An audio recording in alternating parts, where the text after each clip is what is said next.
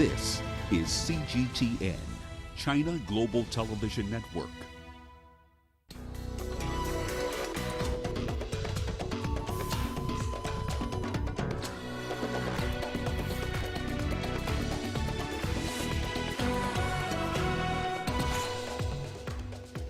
South Africa protests against the AU observer status granted to Israel.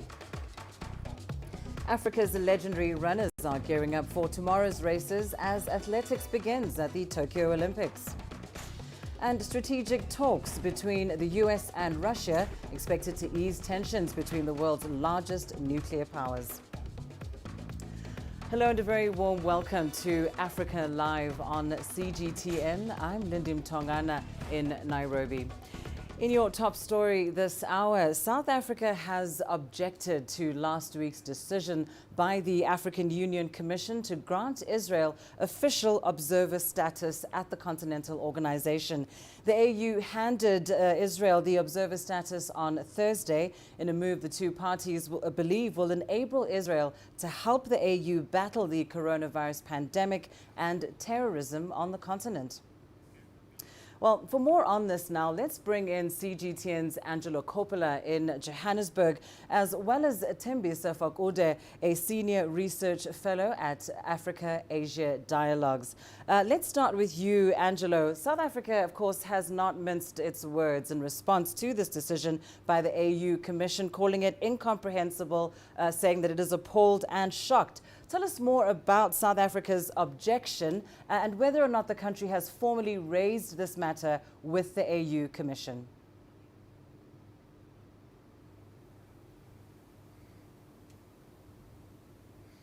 Well, Lindy, Claes Monyela, the spokesperson for the Department of International Relations and Cooperation here in South Africa, said that the SA or South African government view is that Israel continues to illegally occupy Palestine in complete defiance of its international obligations and relevant UN resolutions. According to Monyela, South Africa, in fact, firmly believes that as long as Israel is not willing to negotiate a peace plan without preconditions, it should not have that observer status at the AU. He went on to say that it's, as you said, incomprehensible that the AU Commission chooses to reward Israel at a time when its oppression, as he put it, of the Palestinians has been demonstrably more brutal, added to which, of course, the AU has strenuously objected to the deaths of Palestinians and the destruction of civil infrastructure in that area. So the decision by the AU, according to Monyela, in this context is even more inexplicable. The South African government has asked the chairperson of the Commission to provide a briefing to all member states on this decision. Monyela says that he hopes that the decision will actually be discussed by the Executive Council and the Assembly of Heads of State and Government. And he told us that a date hadn't yet been fixed yet. Lindy? Well, let's bring in someone now who understands the inner workings of the African Union. Our Ethiopia correspondent, Girum Chala, now joins us from Addis. Girum, first of all, just explain to us whether or not there are, in fact, other countries around the world that have observer status within the AU. How does this all work? And can a decision like the one regarding Israel, can it be reversed? So, Lindy, first of all, the African Union Commission has a mandate to accept any application by a country or entity to have an observer status in its operations, including the summit itself. When it comes to the issue of Israel, by the way, Israel so far has been submitting applications of observation status twice before, and they were both rejected. But this third time, it has got a chance of being accepted as an official observer for the African Union operations. Now, you should understand that the Commission, although it has a mandate to accept or reject observer requests by nations or entities, it is also understandable that the African Union Summit, the 8th of State Summit, or the Executive Council is the one that has a power to perhaps reject or accept at the end of the day. So this decision of accepting Israel can be changed when the 8th of State first come together, and a request by South Africa can be given to the Commission so that this can be taken as an agenda and it can be changed. There is nothing that the African Union Commission can do on its own without consultation at the end of the day with the summit, because this is a body that is going to handle operations of the union, but the union, the bigger body, is the one that must decide at the end of the day. So the dissatisfaction, the concern by South Africa can be addressed at the end of the day as a member state of the nation by bringing this into the attention of the Commission or even the union when the assembly comes together, Lindy. So third time lucky then for Israel with this particular application. But what does this mean for the African Union? For some analysis, let's now turn to Thembisa Fakude in Johannesburg. Thembisa, of course, South Africa making a valid moral or ethical point with regards to its objection. But what are the practical implications, if any, of Israel having observer status within the AU? Is this a bigger deal, as South Africa would have us believe? Well, this might just end up as an own goal for Israel, because if the decision is overturned, it will be extremely embarrassing for Israel moving forward. But we also need to understand that the observer status will give Israel proximity to the countries or members of the African Union, enabling, therefore, Israel to push forward its own agenda. And that is, for South Africa, very troubling. So we might just see Israel actually getting very embarrassed as a result of this, because this decision apparently was not consultative. In other words, not all member states were part and parcel of this decision. And chances are, therefore, if the decision is not reversed, it might just create tensions within the African Union. But it is a move that Israel has always attempted to do, because they want to get closer to action. They want to get closer to the member states so that they can lobby each and every one of them with an intention of ensuring that the decisions that are taken or decisions that are made by the African Union do favor Israel. So I think it's going to be Israel's own goal, and Israel might just end up being embarrassed by the decision if it is indeed reversed. We'll have to watch closely to see exactly how the AU responds. Thank you so much to Thembisa Fakude, as well as our correspondents Girum Chala and Angela Coppola. Now, turning to some other news now, France's highest appeals court has upheld a guilty verdict against the son of Equatorial Guinea's president for embezzlement. This could see the potential return of tens of millions of dollars to the country. The ruling comes after Teodoro Obiang Nguema, who is also the vice president of Equatorial Guinea, was handed a 3-year suspended sentence and a $33 million fine last year. Obiang has, however, denied any wrongdoing and maintains that the French courts had no right to rule on his assets. France is the third country after the United States and Switzerland to hold recovered assets that are to be returned to the people of Equatorial Guinea. And let's head to Tokyo now, where some of the most anticipated athletic events are set to begin tomorrow. The track, field and road events traditionally bring Africa its biggest haul of medals at the Olympic Games. Let's cross over now to our correspondent, Adam Hunt, in Tokyo for more. Adam, of course, athletics is being highly anticipated across the continent, but what's the feeling amongst the teams in Tokyo? Well, I think they can't wait to get going, Lindy. It has been such a long road for all of these athletes to get here to the Olympics over the past couple of years. All of the uncertainty surrounding COVID, the protocols they've had to go through, the travel situation to get here to compete in Tokyo. But it will be an athletics event like no other when the track and field commences in this amazing Japan National Stadium here behind me. It was rebuilt. Over $1 billion was spent by Japan on the stadium specifically for these games to host the Olympics, and it will be a fraction of the 65,000 capacity that will actually be inside the stadium, with hearing numbers in the in the high hundreds, perhaps just over 1,000 in terms of the number of people in there. So it will be very, very different atmosphere for the athletes, and it'll be interesting to see how they're affected by that, because we've seen in some of the other events already at the Olympics, in the indoor events, the swimming, for example, the gymnastics, actually, despite no spectators because of the state of emergency here in Tokyo, the atmosphere has actually been quite good because of the teams in there. The number of people supporting other athletes has meant that the atmosphere has been quite good. But I think it's going to be noticeable inside the stadium behind me once those events get underway, just how empty it is, and the lack of atmosphere will be something for those athletes to deal with. Well, certainly another unwelcome aspect when it comes to the atmosphere might be bad weather. There have been some worrying warnings over the past few days. Adam, how's the forecast looking for tomorrow, and might the weather impact the events?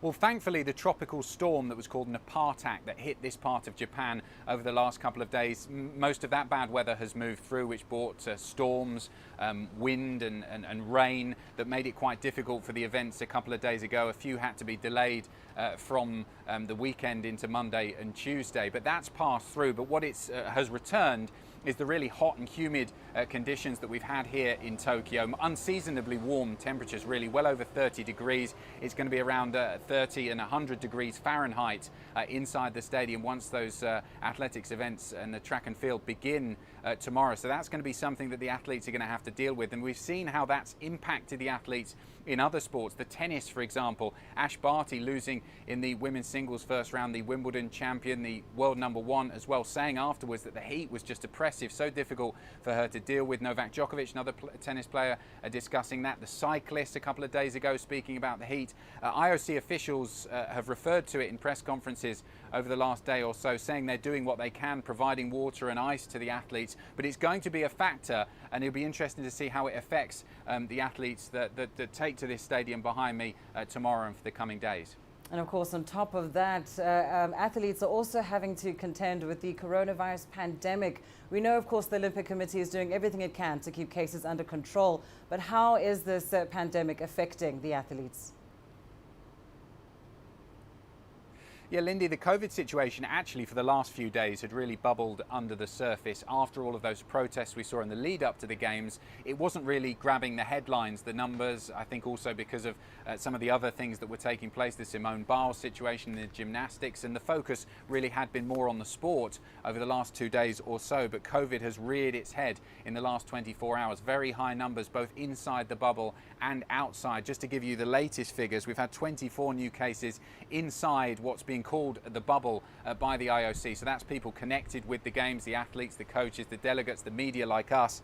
And that is the highest number they've seen since records began on July the 1st. And also outside the bubble in the wider Tokyo population, the numbers are really high too. 3,865 new cases in the last 24 hours, which again is the highest figure they've seen since records began. Way higher even than the figures they were seeing 6 months ago in mid-January when the levels were high too here in this part of Japan. So quite worrying figures, and it's starting to affect the athletes too. We've been told in the last couple of hours or so. Speaking of the track and field, Sam Kendricks, the US star in the pole vault, who is expected to perhaps win a medal here in Tokyo, he has tested positive and has to pull out of the Games. So disappointment for the athletes, and it's a story that we're going to have to focus on, I think, over the next couple of days. Absolutely. Well, thank you so much for that. Adam Hunt joining us there from Tokyo. Now, the Ethiopia national team is, of course, taking part in the Tokyo Olympics. It's made up of 34 athletes in different disciplines. They are expected to dominate in the women's 1,500 meters, as well as the 3,500 and 10,000 meters in both the men's and women's categories. Of course, this is where Ethiopians and Kenyans tend to grab a lot of medals. Here's more now from CGTN's Girum Chala. The Ethiopian national team is already in Tokyo, representing the country with mostly athletics. 34 athletes who are believed to be the best for the famous global competition are waiting for their respective performances. The head coach of the national athletics team, Hussein Shibo, said his team has prepared for 8 months and is ready to deliver in the Olympics. The training my team took is something that matches the Olympic magnitude. It was both up-to-date and scientific. Also, I've been part of different local and international tournaments, as well as time trials, including the Olympics trials and Ethiopian championships, all towards this event. Unfortunately, the world-renowned Kenenisa Bekele has left off the team ahead of the Games, and that could affect Ethiopia's men marathon team. However, head coach Hussein Shibo believes the team is in its highest spirit to win. One of the special things about this Olympics preparation for us is the support and encouragement we got from our superiors. I have already participated in 5 Olympics myself, and this is my 6th. I have never seen the president of our country coming and visiting us on our training sessions. The president came and gave us a morale booster, which we will use to register better than ever before results for our country in Tokyo.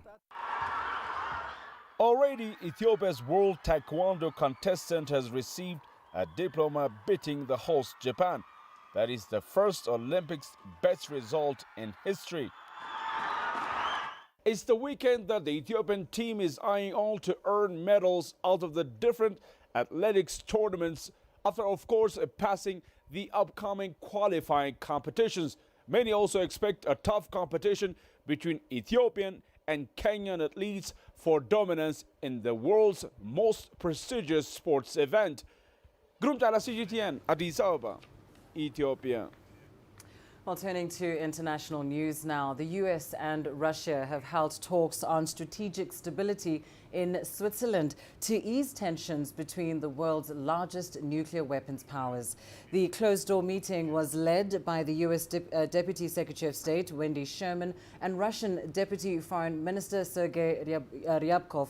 According to official statements released by both countries, the topics included the current security environment, approaches on strategic stability, prospects for arms control, and measures to reduce risk. The U.S. called the dialogue professional and substantive. Russia says it covered a number of comprehensive topics. The dialogue was the first in a series arranged last month at a Geneva summit attended by the 2 presidents. The 2 sides have agreed to reconvene in September. There have been tensions on issues related to cyber attacks, elections, and the Ukraine. Well, China has again blamed the U.S. for its performance on pandemic control.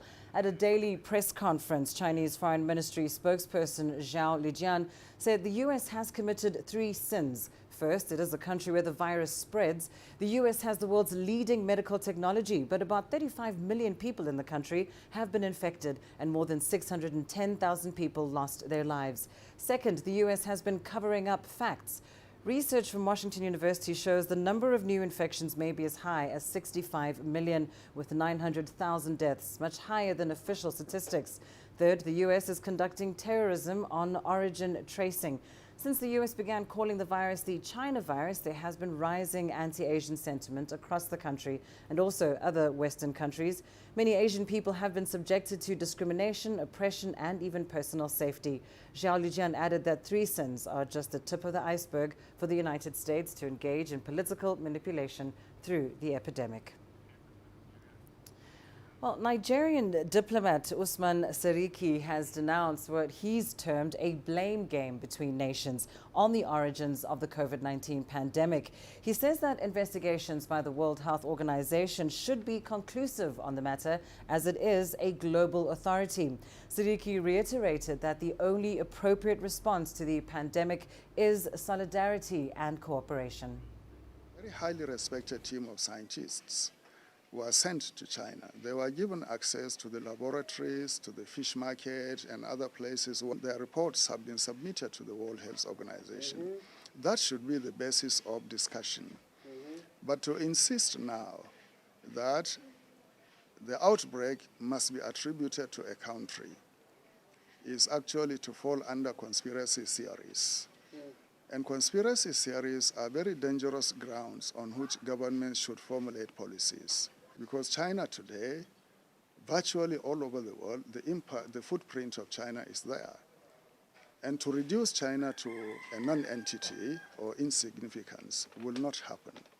Because by doing so, you are going to threaten the economic prosperity of many countries and many peoples. Confrontation and blame game and isolating of one country will not help in bringing this pandemic to an end. Global collaboration, cooperation, and understanding is needed. To Zimbabwe now, the country has approved the Johnson & Johnson COVID-19 vaccine for emergency use as the country tries to contain a 3rd wave of the pandemic. CGTN's Farai Makutoya has more. The Medicines Control Authority of Zimbabwe said that after a review of technical documentation submitted by the manufacturer, emergency use authorization had been granted for the Johnson & Johnson COVID-19 vaccine, and that authorization communicated to the Health Ministry. The drug regulator said health officials will now make arrangements for the doses to be shipped into the country after assessing their cold chain requirements. The Johnson & Johnson jab is the first Western vaccine approved for use here. Zimbabwe has been administering mainly Chinese, Indian and Russian-made vaccines since launching its inoculation drive in February. To date, just over 6 million doses have been received and more than 1.5 million people have got their first jab. Over 700,000 have been fully vaccinated. In recent weeks, the country has stepped up its vaccination drive and imposed a level 4 lockdown to contain the spread of infections that has rapidly increased since the beginning of July. Farai Mwakutuya, CGTN, Harare, Zimbabwe. Time now for a short break. Here's what's still ahead on the program. Coming up, the return of Africa's stolen artifacts sparks debate in Nigeria ahead of the arrival of the famous Benin bronzes.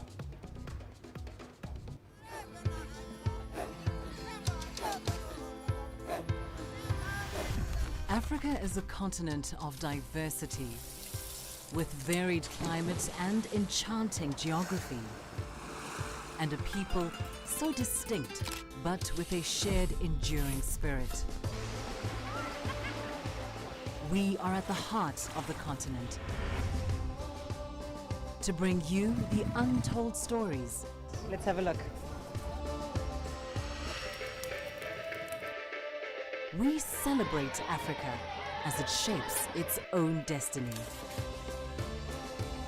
I've been Shirushi, Tunis, Cairo, Juba, Ethiopia, Tanzania. Africa Live. Find your voice.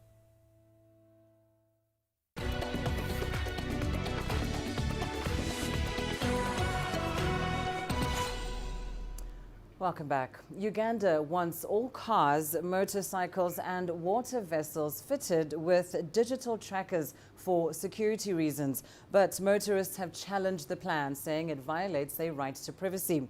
CGTN's Michael Baleke has more.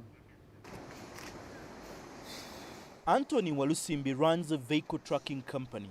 Most of his customers fix GPS trackers to protect their cars from theft, and for some companies to track the real-time location of their fleet. The usefulness of these technologies is to simplify our lives, to make our lives better in all aspects. For example, if we look at GPS telematics, we are looking at your asset security. Take, for example, you install this device in your vehicle. The peace of mind you get when you know at any moment I'm able to locate my asset at wherever it is on the globe. Ugandan authorities now want every vehicle and motorcycle on its roads tracked. Trackers will also be installed on all water vessels. A Russian company has been contracted for 10 years to fix the devices. The government says this will help check criminal activity on the move. We shall be able to know where any motor vehicle is at any particular time. This is going to help in the investigation to bring the culprit to book. The mandatory security tracking plan was initiated by Uganda's President Yoweri Museveni to end sporadic gun crime in the country. The government says motorists will meet the cost of installation of the tracking devices, but many are more worried about the GPS trackers that they believe will compromise personal security and interfere with their privacy. The tracking devices will be linked to the country's CCTV system and controlled by centralized traffic monitoring technology. But some people insist the intensified surveillance would infringe on their freedom. This technology can be entirely abused, and this entirely depends on who has access to this data. Because if you may ask me, as a telematics player for so long, the kind of policies and non-disclosures that we sign with our customers are something that we take seriously, yeah, because we are dealing with sensitive data. Uganda has previously experienced a string of assassinations of prominent politicians, Muslim clerics, and security officials. Most of the murders remain unsolved. The government believes installing tracking devices will help security monitor all movements and quickly respond in case of an incident. But many law-abiding citizens are worried about their right to privacy. Mike Kobaleke, CGTN, Kampala, Uganda.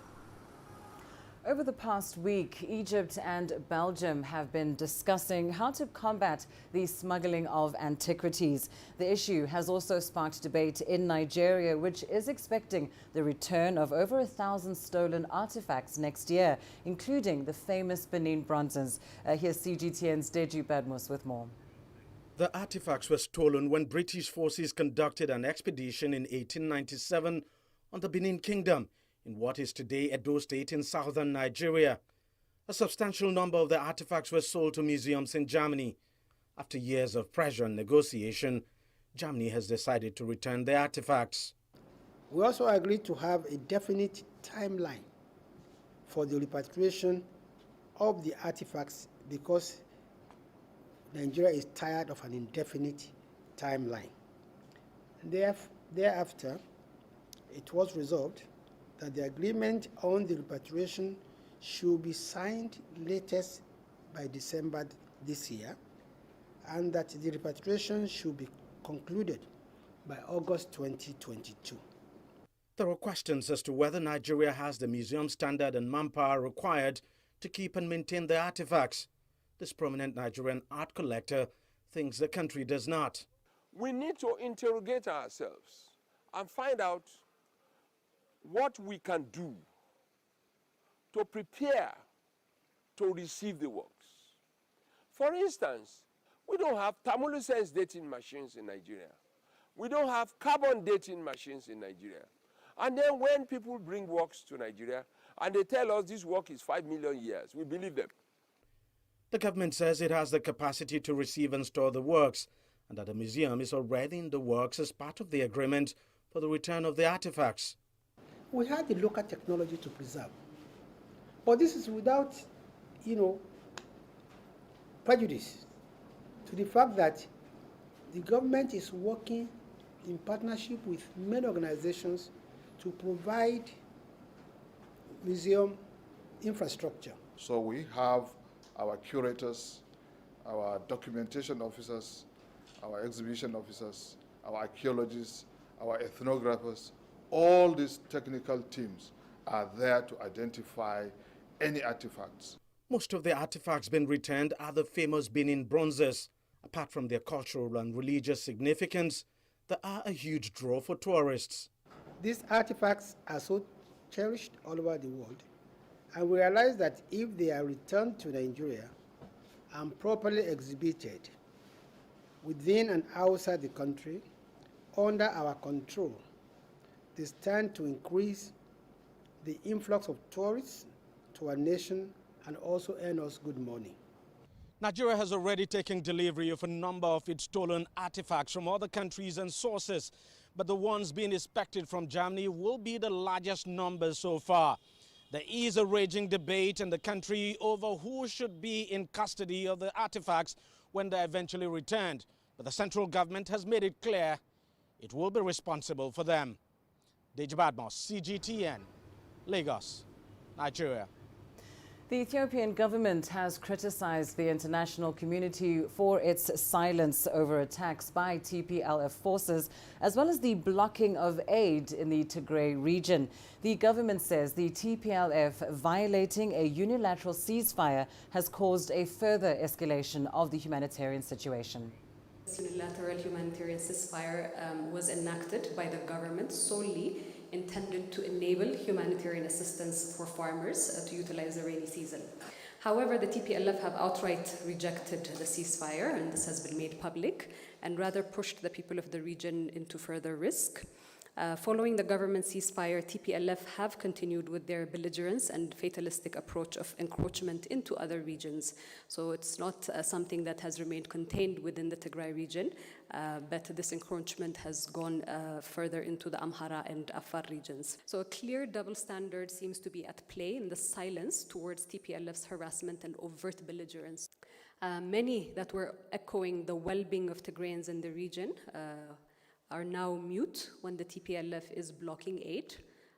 When there's killing of Tigrayans, it considers against the TPLF structure. When it is recruiting child soldiers, we have seen a lot of evidence towards that and testimonies from child soldiers that have been apprehended by the security sector or the government security sector. Again, the international community has been quite mute when civilians are being used as human shields and bullet fodder. Somalia's Jubaland state has announced the list of candidates to run for upper house seats in the forthcoming elections. The state becomes the first to do so as the country gears up for an indirect election. The poll will allow Somali clan leaders to pick lawmakers who will then elect a president on October 10th. The state released a list of 9 candidates to contest 4 seats out of 8 slotted for the region. But the Jubaland Electoral Implementation Committee gave no details as to why the state decided to withhold the remaining 4 seats. The Horn of Africa nation was expected to hold elections in February, but political misunderstandings between leaders halted any progress towards this. The differences were resolved in talks led by Prime Minister Mohamed Hussein Roble. Analysts, though, believe elections could further be delayed by technical issues, citing insufficient time to prepare. On Wednesday, 28 July 2021, we begin the exercise to register candidates, receive their applications, and allow them to pay their registration fees. On Thursday, 29th July, candidates will deliver their speeches before Parliament. The state legislatures will begin to vote for candidates contesting for 2 of the 4 seats. This is a positive step. It is a success for Somalia's election. It is a win for the Somali public, considering the delays we have suffered. Healthcare campaigners in Uganda are urging the government to prioritize the fight against hepatitis. This despite the COVID-19 pandemic. They are concerned the viral disease is killing more people than usual because of a shift in focus to the pandemic. CGTN's Hilary Ayesiga has more. Sarah Nkunda suffers from chronic hepatitis B, a virus that attacks the liver. She has suffered with the disease since childhood, but only recently found out she was infected. Since the pandemic hit, she has struggled to maintain her routine checkups. COVID has hit me because it has caused poverty on my side, and I can't afford the medical bills.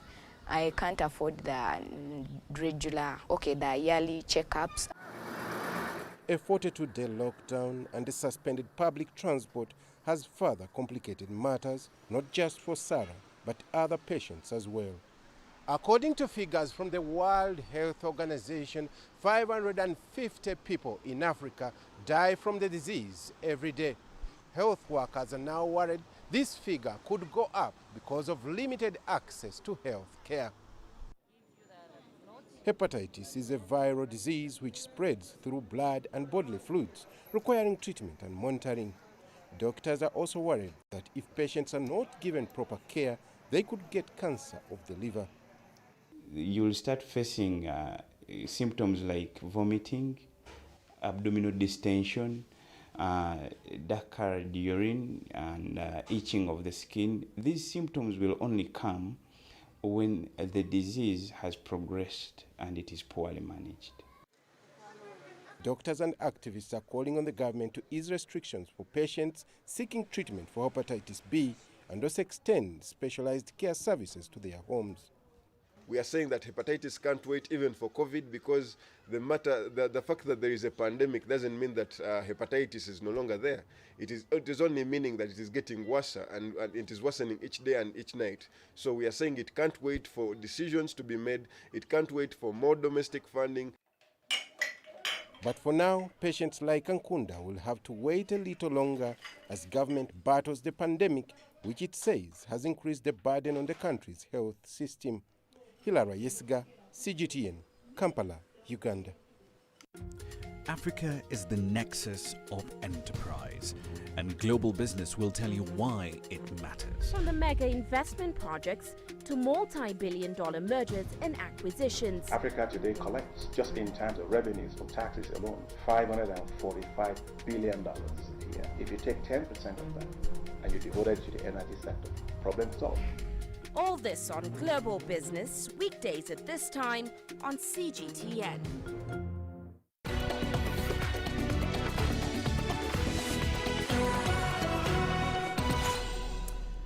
Let's go to Egypt now, where authorities have signed an agreement with close to a dozen private sector companies to manage and upgrade the country's railway network. CGTN's Yasser Hakim has more from Cairo. Egypt's railway sector is undergoing a multi-billion-dollar overhaul to improve the quality of transport services. Decades of negligence have led to numerous tragic accidents that have cost the lives of hundreds of Egyptians. The upgrade includes installing new rail carriages, railway lines, signaling systems, and the latest safety technology. But the government feels this is not enough to ensure better services for its 5 million passengers who ply the network every day. We are talking about the need for a strong management that could run this vital sector, while the world is giving extra attention to the railway, underground, monorails, and light transport.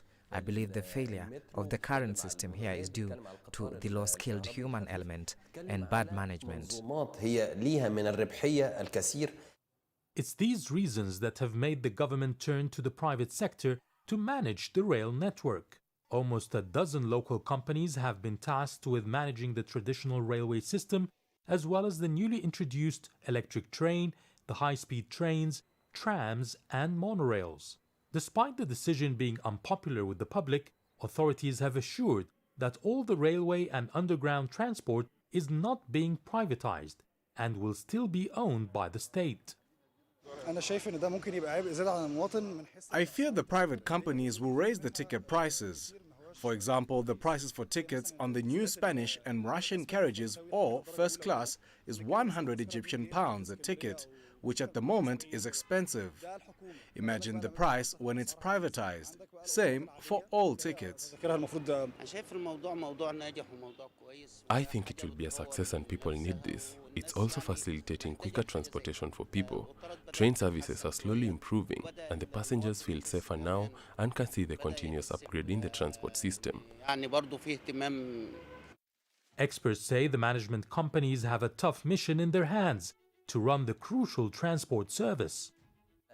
The private sector is required to be productive. Productive means high-quality output and achieve profitability for an institution that is posting annual losses. We need to improve the human resources. The president has ordered establishing academies. We should also hire skilled labor and give them good training agenda programs and be always up to date with continuous improvements, especially the technical aspect. Maintenance work, which has been neglected for years, will also be monitored by the private companies.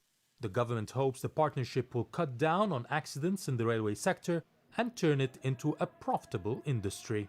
Yes, Hakim for CGTN, Cairo. And from rail to road, let's go to Nigeria now, where motorists are grappling with the high cost of fuel. A hike at the pumps has seen the petrol price go up by 28%. CGTN's Kelechi Mekalam reports. 54-year-old cabbie Mushinwa Vitalis has spent the past 7 years running his cab business in Nigeria's capital, Abuja. He transitioned from the regular flag down and pick to the digital ride-hailing app and now operates both to maximize profit. But lately, business has been tough for transporters like Vitalis due to the incessant hike in fuel pump prices. When the fuel is increased, the price of fare will not even be increased. So it is affecting us much. So that is the area is affecting us. what we make in a day, we won't be able to make it again. When the customers are not ready to increase on their own side, then it will totally reduce our income. Like Vitalis, many motorists have continued to bemoan the rising cost of petrol.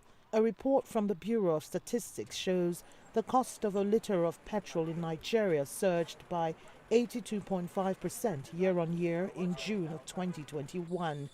That's from 128 naira to the current average retail price of 165 naira. The increase in the price of petroleum products is simply responding to the weak macroeconomic fundamentals, especially in the value of the local currency, which is the naira vis-a-vis international currencies.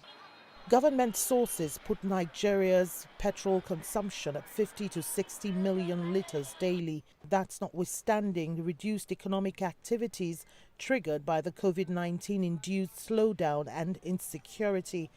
The state-owned oil company reports that, as at March 2021, the government paid $294 million monthly to subsidize the cost of petrol following a surge in demand. But experts say this does not reflect the current economic realities. If you have more factories closing, more unemployment, so much insecurity that people can't even go to their farms, how can we justify this kind of consumption? There is no evidence that we are consuming 60 or 50 million litres of petroleum every day. Rather, there is evidence that if we were doing 35 in early 2015, we should be doing not more than 2025 today. Though there was a 1.46% decline recorded in the cost of petrol, it's not significant enough to make a positive impact on the economy. I will let the price of petroleum float so that this idea of subsidy to enrich a few fat cats in the power corridors of power will stop. But there's also the challenge: the people are already impoverished. There's so much poverty, there's so much unemployment, there's so much insecurity.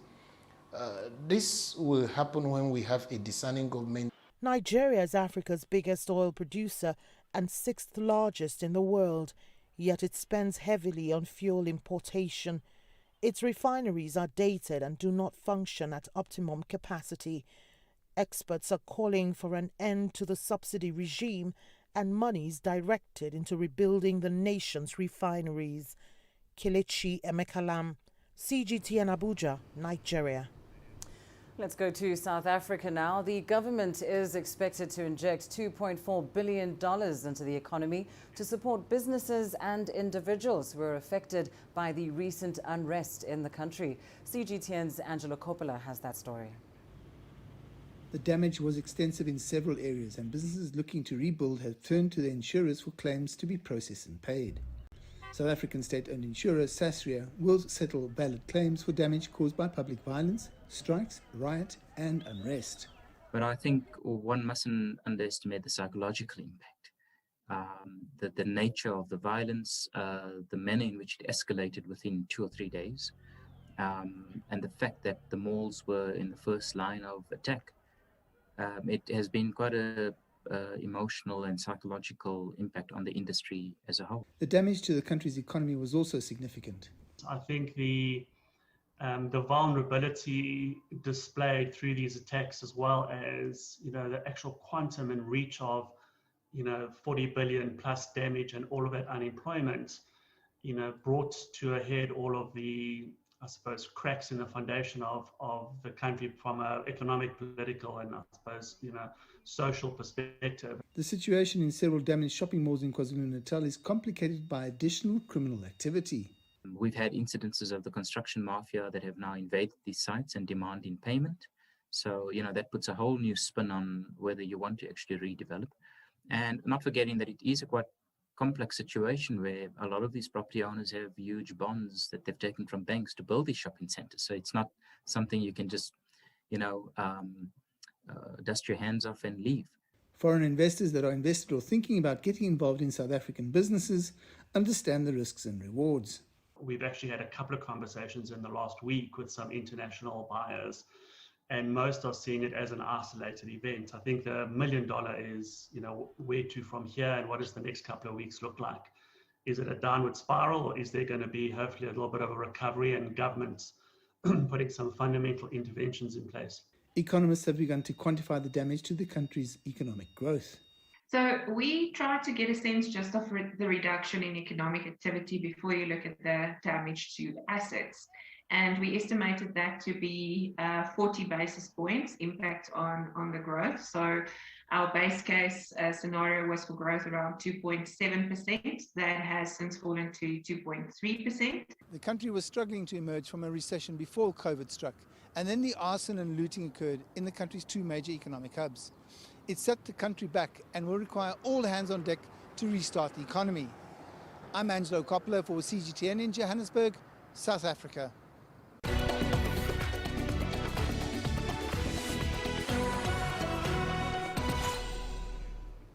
In Somalia, herders are facing an uncertain future. Battling climate change and conflict, many communities are fighting to survive. Here's CGTN's Daniel Arap Moy with more.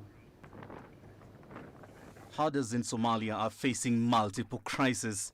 Unpredictable weather patterns, droughts and floods have taken a toll on pastoralists, threatening their only livelihoods, their livestock. Conflict, the COVID-19 pandemic and recent locust invasions have compounded the effects of an already dire situation. We lost 50 animals. There were 70. 50 died and we were left with 20 camels. Some no longer have livestock. They lost them all. That's how it is, and we are surviving.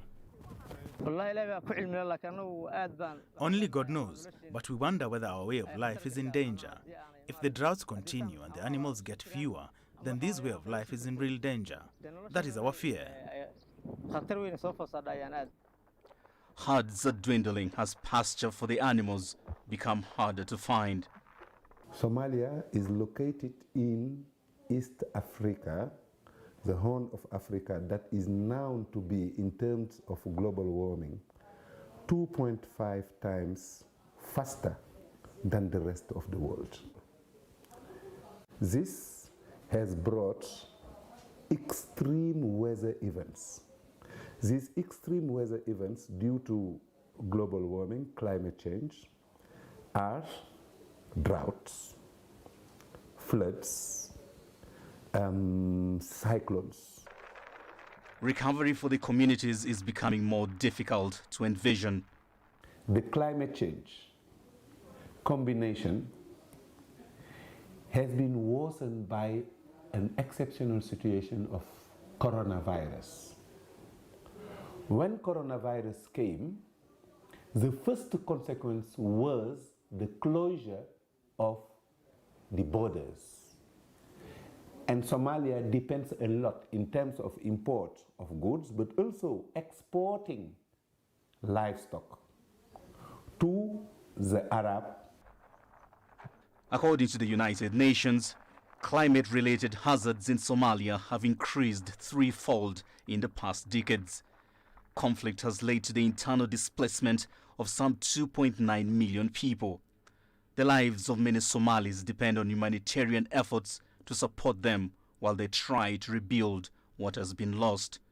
Daniel Arap Moy, CGTN. To Senegal now, where farmers in the most arid regions of the country are building drought-resistant gardens. The gardens are part of an initiative to improve food security and impede the advance of the Sahara Desert. CGTN's Joy Kirukijuma with the details. Boki Diawe village, a border town in northeastern Senegal. Farmers here are hard at work, planting circular, drought-resistant gardens known as Tolukier. The gardens are part of Africa's Great Green Wall project. It is an ambitious attempt to plant an 8,000-kilometer belt of trees across the length of the Sahel. So you see here, it's almost 100 papaya trees. Here you have the medicinal plants in the front row. The next 3 rows are dedicated to the vegetables, a variety of vegetables, the papaya, the lemon trees, citrus trees, cashew trees, the native trees, fertility trees, and at the back the baobab and the African mahogany, which are bigger. So in the end, we have an island just here. Ali Ndiaye, an agro-engineer, designed the Tolukir to have a multifold purpose. You need to think of the Great Green Wall as big, but with actions that are permanent, useful and consequential. And not just say we should make the Great Wall greener, but you see, and it's possible. Imagine 1,000 Talukewa, 2,000 Talukewa interconnected. 1,000 Talukewa equals 1.5 million trees. Do you realize? So if we start, we can make a lot. Ndiaye started the project when he could not return to Brazil, where he is based, due to the COVID-19 crisis. I feel good. I've done a lot in Brazil, but I feel better being at home, and I think that this is probably making the diaspora think as well. The building of our dear Africa. It has to be done by people who are here, but also by the diaspora, because we have a lot of knowledge outside the country. We have to come back and build. According to Ndiaye, the key to success of the Tolukir Gardens has been a strong sense of local ownership. For residents such as Musa Kamara, this project offers an opportunity to feed their families better. The day people will realize the full potential of the Great Green Wall, they will stop these dangerous migration routes where you can lose your life at sea. I think it's much better to work the soil for 2 years only. With what they will harvest here, they will never want to leave because they will have their fathers, their mothers, their wives and their children with them. It's better to stay, work the soil, cultivate and see what you can earn. It is not clear how successful the circular gardens will be, but in the 7 months since the project was initiated, around 24 of them have sprouted across Senegal, according to the country's reforestation agency. Joy Kiruki Juma, CGTN. You're watching Africa Live, your sports news up next. Coming up, Kenya's women's volleyball team still on the hunt for their first win after losing to Japan, Serbia and South Korea.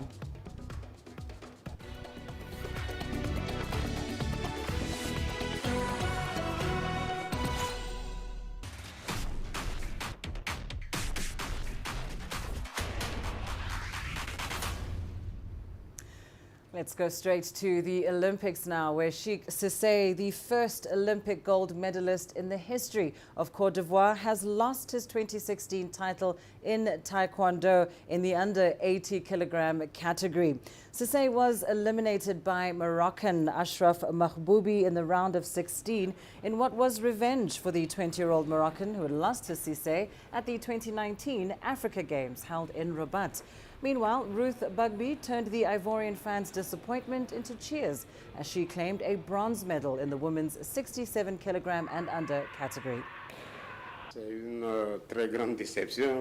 It is a great disappointment for all Ivorian practitioners of Taekwondo that we are. We are very disappointed because we know the qualities of Sheikh Cissé. The objective was that he retains his title, that is to win the gold medal again in Tokyo.